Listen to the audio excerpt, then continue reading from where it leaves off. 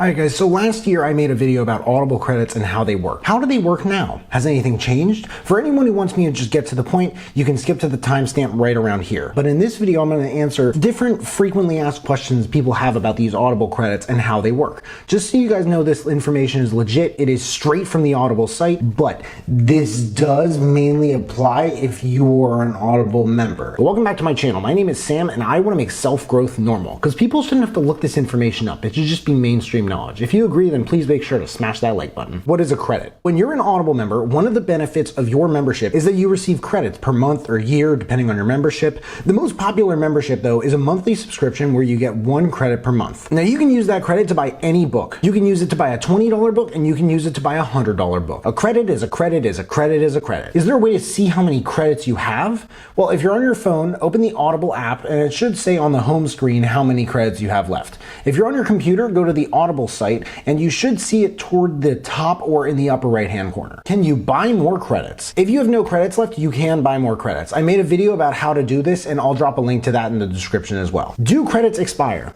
Credits do expire 1 year after you purchase them, but not all credits and not for everyone. It does depend. Now, how it depends, according to the site, the type of credit you have determines whether it expires and when. They do have a little chart, and I'll link that in the description too, just so you guys have like a reference for that. But it does have to do with how you got the credit. Why do credits expire? I've been an Audible member for 7.5, maybe 8 years, and I still don't fully understand why this is. To pay for something like a credit you can use on any audiobook, but it expires? It's like getting a gift card that expires. I mean, you're paying for the privilege to use it after all. They used to have an explanation on their site, but I couldn't find it writing this video, so I'm guessing they might have taken it down. I put in my video about this from last year, and I'll put that in the description too. You can find it at the 3-minute and 25-second timestamp.